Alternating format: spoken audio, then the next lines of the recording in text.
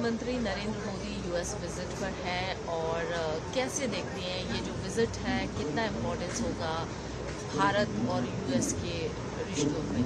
हाँ, प्रधानमंत्री मोदी जी ने सोमवार को क्वाड शिखर सम्मेलन में शिरकत की और हमारे राष्ट्रपति बाइडेन ने फैसला किया कि उनकी आखिरी क्वाड शिखर सम्मेलन में उनकी गृह स्थल ये तीनों सरबराह को मेजबानी करना चाहते थे अपने होम टाउन पे। और हमने देखा कि इन तीनों नेताओं के साथ उनकी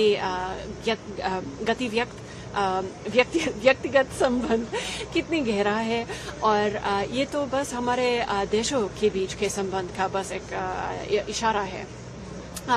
ये विल्मिंगटन स्टेटमेंट में, जॉइंट स्टेटमेंट में हमने देखा कि इंडिया, अमेरिका, जापान और ऑस्ट्रेलिया कितने बड़े पैमाने पर सहयोग कर रहे हैं, जिनमें से स्वास्थ्य का सुरक्षा है, साइबर सुरक्षा है, समुद्री सुरक्षा है, ये और उभरती हुई प्रौद्योगिकी में भी हम और कुछ सहयोग करने का ऐलान किया। क्वाड सम्मेलन एक महत्वपूर्ण सम्मेलन था, क्या लगता है इस सम्मेलन की क्या मायने निकल कर आएंगे? हाँ, जैसे मैंने कहा स्वास्थ्य का सुरक्षा की बात थी। एक खास प्रोग्राम जो कैंसर मूनशॉट कहा जाता है उसका ऐलान हुआ और इस कैंसर मूनशॉट पे हम हिंद प्रशांत के देशों के लिए सर्वाइकल कैंसर के खिलाफ एक बड़ा नया प्रोग्राम इंट्रोड्यूस किया, जिनमें इंडिया एक बहुत अहम किरदार भूमिका अदा करेंगे। वो एक बड़ा सा डोनेशन किया टेस्टिंग किट्स के लिए और सीरम इंस्टीट्यूट भी उनकी टीकाकरण का प्रोडक्शन में। आज भारत के प्रधानमंत्री एड्रेस भी करने वाले हैं यूएनजी में, इस एड्रेस को किस तरीके से देखते हैं? हाँ, आज संयुक्त राष्ट्र के महासभा में एक समिट ऑफ द फ्यूचर हो रहा है और ये भविष्य का शिखर सम्मेलन में हर एक देश उनके दृष्टिकोण प्रेजेंट करेंगे कि हम कैसे बेहतर मुस्तकबिल बना सकते हैं, सतत विकास के लक्ष्य पूरे करने के लिए क्या क्या काम कर सकते हैं।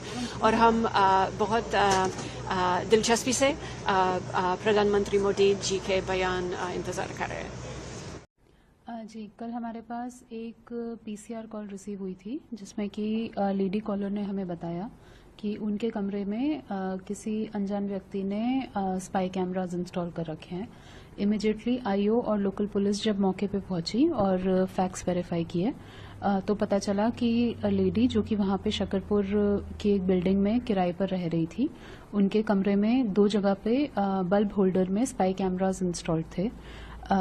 आगे लेडी से पूछताछ करने पे पता चला कि उनके मकान मालिक के बेटे करण, जो कि खुद भी कॉम्पिटिटिव एग्जाम्स की तैयारी कर रहे थे, वो उनके कमरे में फ्रिक्वेंटली आते जाते थे और उनको उन्हीं पे शक था कि उन्होंने ही शायद ये कैमराज इंस्टॉल किए हैं। लेडी के शक के आधार पे करण को पकड़ा गया और उसे इंटेरोगेट किया गया, जिसपे करण ने हमें बताया कि तकरीबन 3 महीने पहले जब वो लेडी अपने घर गई थी और कमरे की चाबी उसको देकर गई थी, तो इस मौके का फायदा उठाते हुए करण ने एक चांदनी चौक की एक दुकान से 3 कैमरास खरीदे और उसमें से 2 कैमरास उस लेडी के एक बाथरूम में और एक बेडरूम में इंस्टॉल कर दिया और उसके बाद से वो उस लेडी का के ऊपर सर्वेलेंस रखने की कोशिश कर रहा था। मैम, कैसे और भी किराएदार कोई ऐसे इसे कैमरा लगाया था या इसने लगाया था, कुछ बताया उसने कि क्या मंशा थी उसके इसके पीछे? अभी करण की इंटेरोगेशन चल रही है, तो ये सारी चीजें अभी हम वेरीफाई कर रहे हैं। सो फार इस केस में उसका कनाइवेंस तो कंफर्म्ड है, बट आगे किसी और के साथ भी उसने ये ना किया हो, ये रूल आउट नहीं किया जा सकता। इस पे अभी हम काम कर रहे हैं। प्रोफाइल क्या है विक्टिम की उसकी? दोनों स्टूडेंट्स हैं, दोनों कॉम्पिटिटिव एग्जाम्स की तैयारी कर रहे हैं एंड विक्टिम काफ़ी टाइम से इस मकान में रह रही थी और कभी उन्हें कोई इस तरह की सस्पिशन नहीं हुई। करण को वो अच्छे से जानती थी और काफ़ी उन पे भरोसा करती थी। आते जाते अपने कमरे की चाबी करण के पास ही देकर जाती थी और उनको बिल्कुल भी सस्पिशन नहीं था कि इस तरह का कोई हादसा या घटना उनके साथ हो सकती है। दोनों अपने 20s में हैं। दर्शन किए। हनुमान जी हमारे संकट मोचन रहे हैं। पिछले 2 साल में आम आदमी पार्टी पर, दिल्ली सरकार पर, हमारे नेता अरविंद केजरीवाल जी पर हर तरह के हमले हुए हमारे दुश्मनों द्वारा। उन्होंने कोशिश करी कि हमें तोड़ दें, हमें दबा दें, हमें चुप करा दें, दिल्ली वालों के काम रोक दें। लेकिन हनुमान जी ने हर संकट में आम आदमी पार्टी की रक्षा करी, अरविंद केजरीवाल जी की रक्षा करी, दिल्ली सरकार की रक्षा करी और दिल्ली वालों की रक्षा करी। तो आज हनुमान जी से मैंने एक ही चीज मांगी है कि जिस तरह से उनका आशीर्वाद हमेशा हम पे बना रहा है वैसे ही बना रहे। हम उनके आशीर्वाद के साथ दिल्ली वालों के काम करते रहें और उनके आशीर्वाद के साथ आने वाले चुनाव में अरविंद केजरीवाल जी को फिर से दिल्ली का मुख्यमंत्री बनाए। कल कब तक समाज आप पर बीजेपी हमलावर हो गई और कह रहे हैं कि उनका अपमान किया है।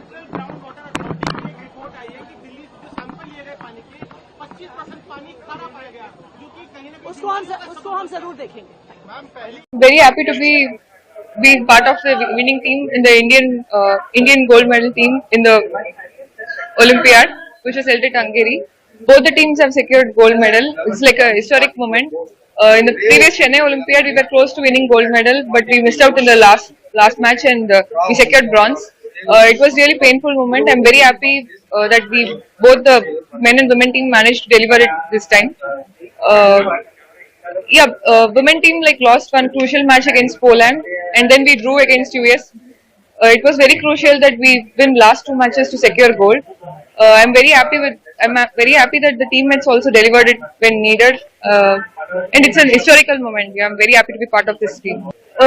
Thanks to our coaches and captain, they've also played a huge part in helping us, all of us, the team.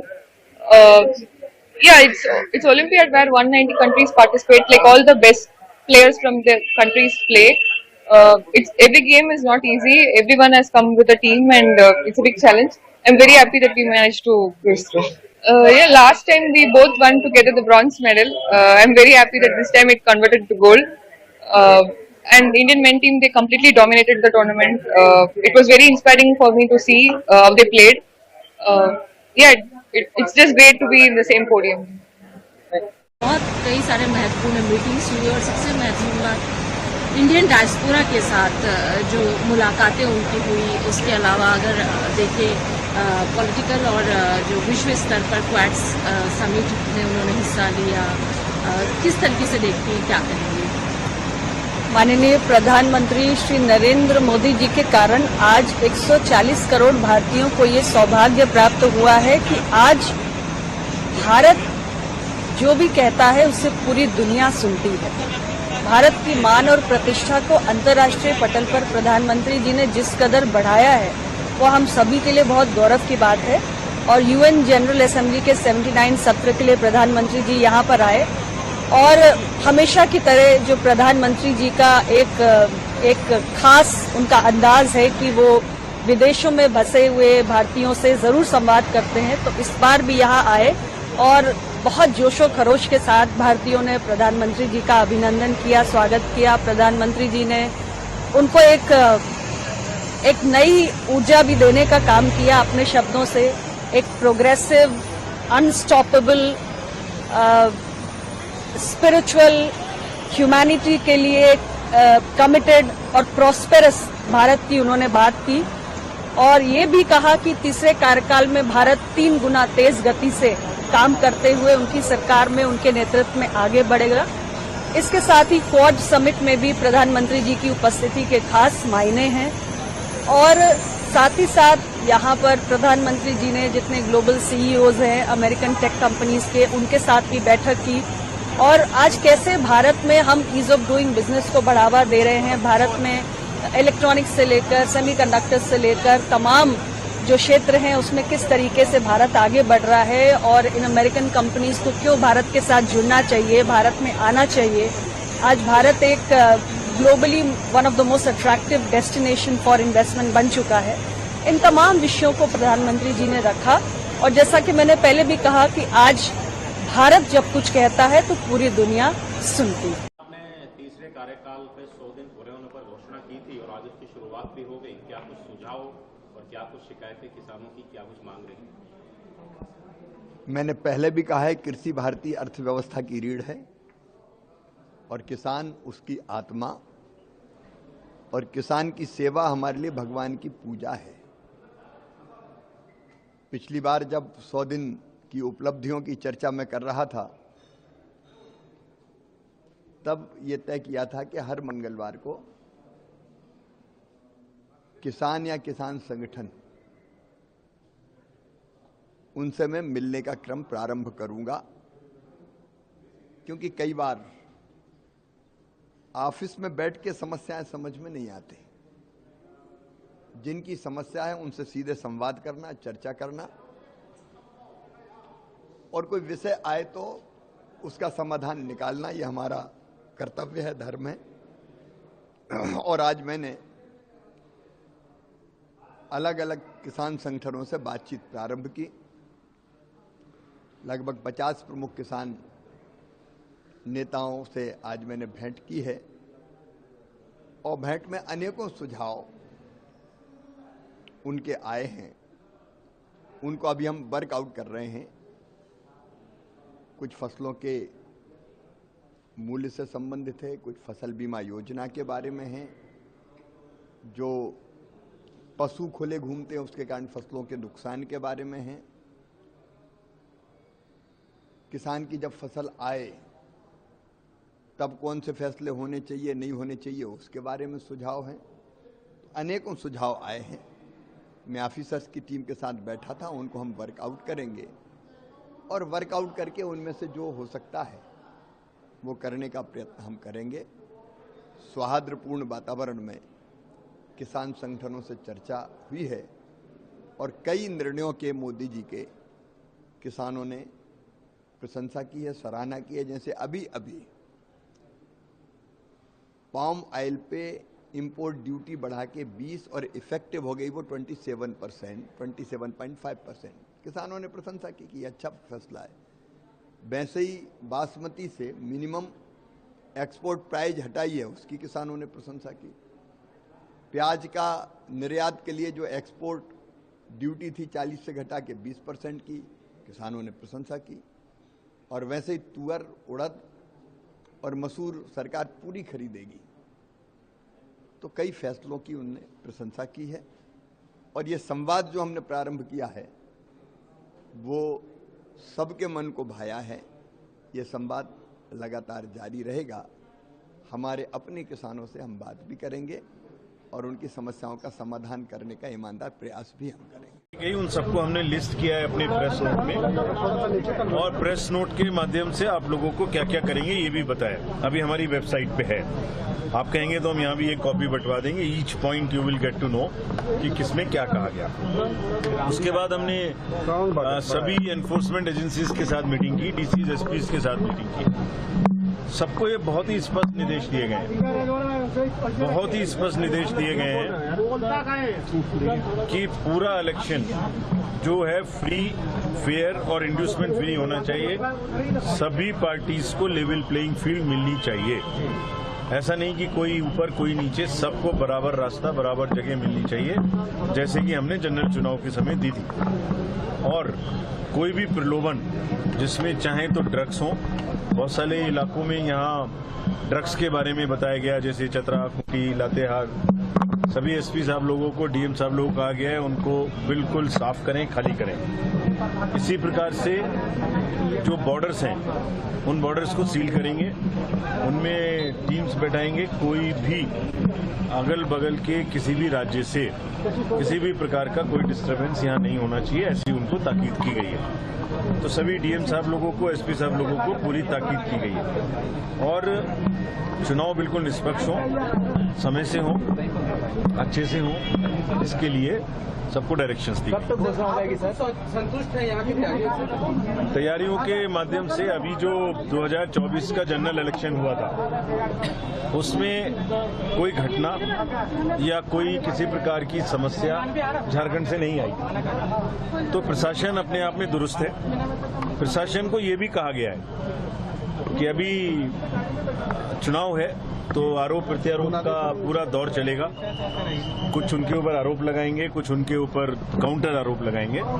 उन्हें सिर्फ अपने रास्ते पे अडिग रहना है कि लेवल प्लेइंग फील्ड प्रोवाइड करें, ना आरोपों से डरना है, ना कोई गलती करनी है। कोई भी गलत आरोप लगाए जाएंगे उनके प्रति कोई कार्रवाई नहीं होगी। बिल्कुल हम लोग कमीशन देख के बात करेंगे, लेकिन अगर किसी वजह से वो किसी भी पार्टी का पक्ष लेते हैं तो commission will come down very very heavily, यानी उनके खिलाफ बहुत कठोर कार्रवाई करेंगे अगर किसी ने भी लेवल प्लेइंग फील्ड एस्टेब्लिश करने में किसी की भी मदद करने के लिए कोई भी कार्य किया। आयोग तैयार है चुनाव कराने के लिए? आयोग हमेशा तैयार रहता है, वो नियम हमेशा हम बिल्कुल तैयार होगी ये जानना चाहते हैं सर। महाराष्ट्र के साथ हो जाएगी सर? अभी आयोग लौटने के बाद परसों कल जम्मू कश्मीर में वोटिंग है जी सर। आप लोग देख रहे होंगे वहाँ का नज़ारा, बहुत अच्छा। सो जो वोटिंग का नज़ारा कश्मीर में है उसी तरीके का नज़ारा हमारा LW एरियाज में मिला था जनरल इलेक्शन में। बस्तर में, गढ़चिरौली में, मणिपुर में, त्रिपुरा में, सब जगह में मिला जो भी टफ एरियाज थे।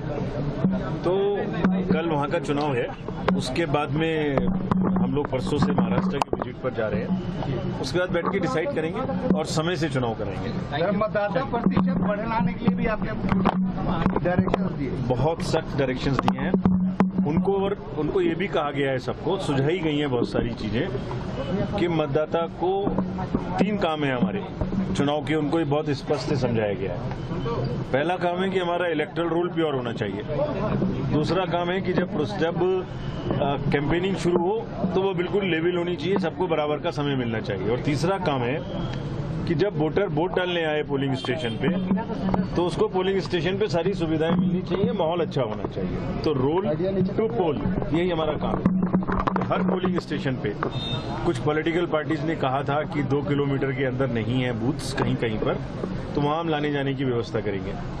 कुछ ने कहा था कि CCTV कैमरा 100% कर दीजिए, अच्छा रहेगा, हमने वो ऑर्डर कर दिया, 100% करेंगे।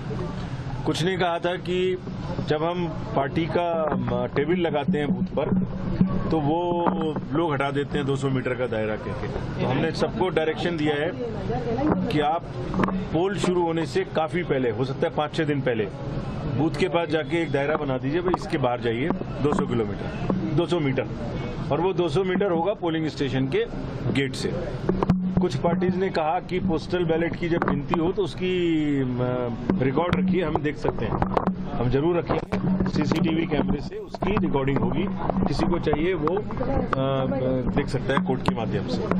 So every process will be screen, will be recorded, और जिसको पारदर्शिता के हिसाब से देखना है वो सब देख सकते हैं। और आपने जो पूछा वोटर संख्या बढ़ाने के लिए, तो ये कहा गया है कि झारखंड की जितनी भी बहुत ही बहुत ऐतिहासिक और बहुत ही सांस्कृतिक और स्पोर्ट्स हर तरीके से बहुत ही जागृत जगह है, तो उनको कहा गया है कि जैसे अभी धान की फसल का समय शुरू हो रहा है कटने का, तो धान के आधार पर पिक्चर्स बना के सबको मोटिवेट करें, हॉकी के नाम पर करें, सारे नेशनल प्लेयर फुटबॉल के लिए करें, छऊ डांस पर करें, बेतला के नाम पर करें, सारे एनवायरनमेंट की वजह से। तो जितनी भी यहाँ की विशेषताएं हैं उनको इस्तेमाल करते हुए सभी वोटर्स को जोड़ें, और झारखंड के जो गौरवान्वित जगह है, जो इतिहास है, जो भौगोलिक क्षेत्र है, उसकी हर जगह में देश के स्तर तक उसको पहुंचाएं, अपने स्वीप के माध्यम से पिक्चर्स बना के, वीडियो बना के। भुसावल में जिस तरीके से ट्रैक्स के ऊपर एक्सप्लोजिव मिलने की बात आई थी, उस पूरे मामले में जांच में क्या सामने आया और फिलहाल किस तरह से कार्रवाई हो रही है? ये जो मामला था, ये मामला 18 तारीख का है, जिसमें भुसावल से खांडवा के दरमियान सागफाटा स्टेशन के पास में एक गाड़ी के सामने रेलवे के रेगुलर काम में जो इस्तेमाल होते हैं उन डिटोनेटर्स को रखने का मामला सामने आया था। ये डिटोनेटर्स जो होते हैं चालक को, यानी ड्राइवर को आने वाले किसी भी एबनॉर्मल सिचुएशन की इंफॉर्मेशन देने के लिए इस्तेमाल किए जाते हैं। ये जो डिटोनेटर्स होते हैं इनको हम लोग पटाखा बोलते हैं हिंदी में। इनका केवल बहुत तेज आवाज होता है। इनसे ट्रैक या इंजन यानी ट्रेन को कोई क्षति नहीं पहुंचती है। इस घटना के संदर्भ में आरपीएफ द्वारा आरपीयूपी एक्ट के अंतर्गत रेलवे एम्प्लॉय श्री शब्बीर इनको गिरफ्त में लिया गया है। इनको जज के सामने पेश किया गया था और वहां से इन्हें 3 दिन की हिरासत में, न्यायिक हिरासत में ले लिया गया है। आरपीएफ द्वारा इस घटना की आगे की जांच जो है वो भी चल रही है। उम्मीद है कि जल्द ही इसके घटना के पीछे के कारण और आगे की जानकारी भी हम लोगों को प्राप्त होगी। हो चुके हैं कि बंगाल में इस साल बाढ़ की कहर से लगभग 9 डिस्ट्रिक्ट जहां बड़ी मात्रा से हानि पहुंच चुकी है। हालात गंभीर है और आम लोगों की जो परेशानियां, जो दिक्कतें, ये धीरे धीरे बड़ा गंभीर होते जा रहे हैं। सूबे की सरकार की ना अनदेखी,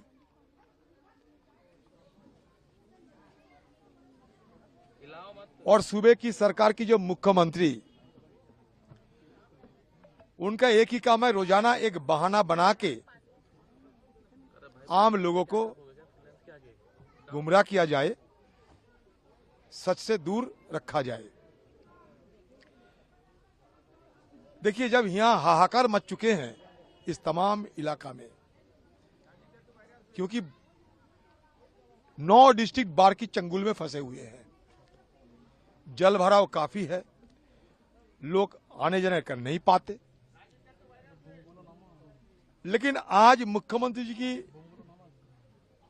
तरफ से बीरभूम को दौरा करते हुए वहां एक जश्न मनाए जा रहे हैं। उनकी पार्टी के कोई नेता को जेल से छुटकारा मिले, इसके चलते। तो ये मन मानसिकता देखिए ये सरकार की, जहां आम लोगों को बेतहाशा परेशानियां झेलना पड़ते, और वो बंगाल के मुख्यमंत्री हेलीकॉप्टर लेके गए और हेलीकॉप्टर लेके यहां इस बाढ़ प्रभावित इलाकों को निरीक्षण करने की कोई जरूरत नहीं समझी हो, महसूस भी नहीं की।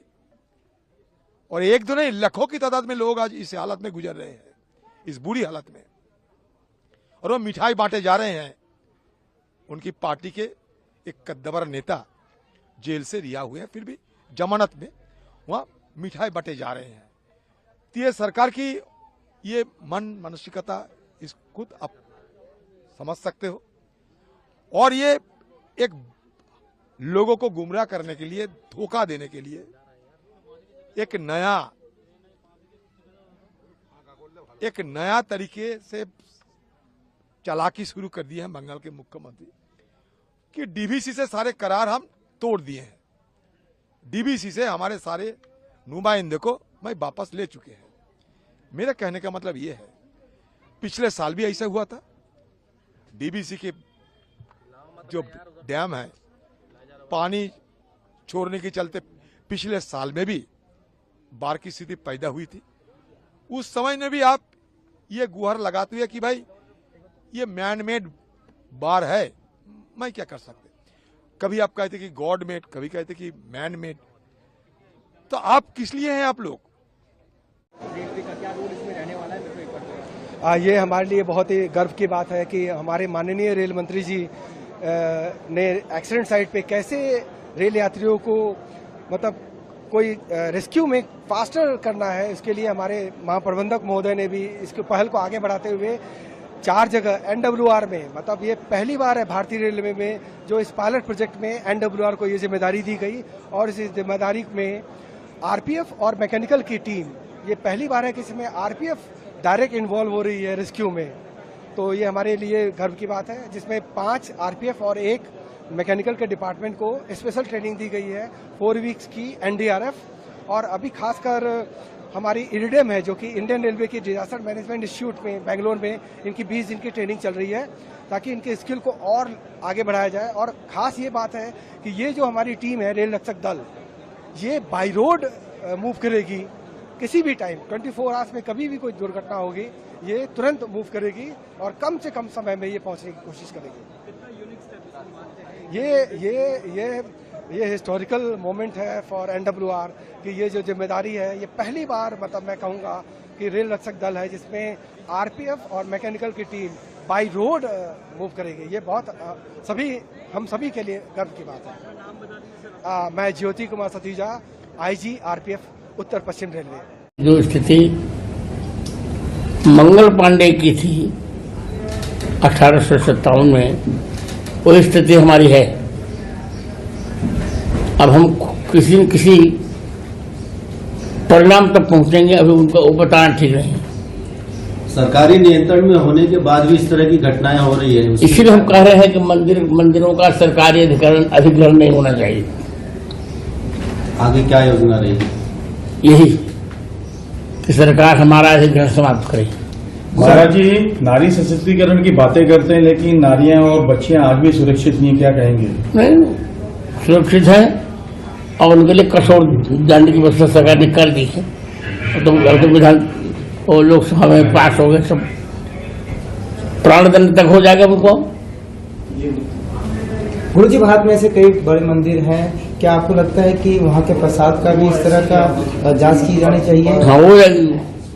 हम लोग अब अलग सी व्यवस्था सोच रहे हैं, बहुत अच्छा सोच रहे हैं। महाराज जी, कुछ दिनों पहले आप मानते हैं कि ट्रेन में देखो इस तरह से है, मान लो आप स्टेशन, मान लो आप ड्राइवर हैं, लोको पायलट है, अभी है, लोको पायलट को ज्यादा से ज्यादा सिग्नल कितना दूर का दिख सकता है? 1 किलोमीटर, 1.5 किलोमीटर। आप सोचो ऐसी व्यवस्था अगर आए कि 10 किलोमीटर दूर का सिग्नल भी ड्राइवर को अपनी कैब में दिख जाए, कितना बढ़िया होगा, आराम होगा ड्राइवर को।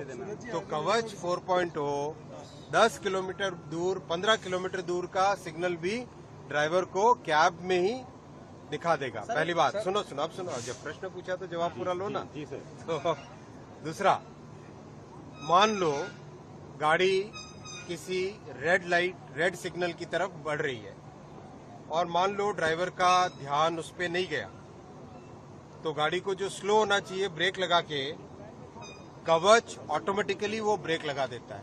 यानी गाड़ी रेड लाइट पे पहुंचे उससे पहले 430 मीटर पहले गाड़ी अपने आप रुक जाती है। तीसरा, कोई फाटक आती है रास्ते में, तो फाटक से पहले एक विसल देनी होती है ताकि फाटक पे कोई भी व्यक्ति अगर हो तो उनको चौकन्ना किया जा सके, उनको अलर्ट किया जा सके।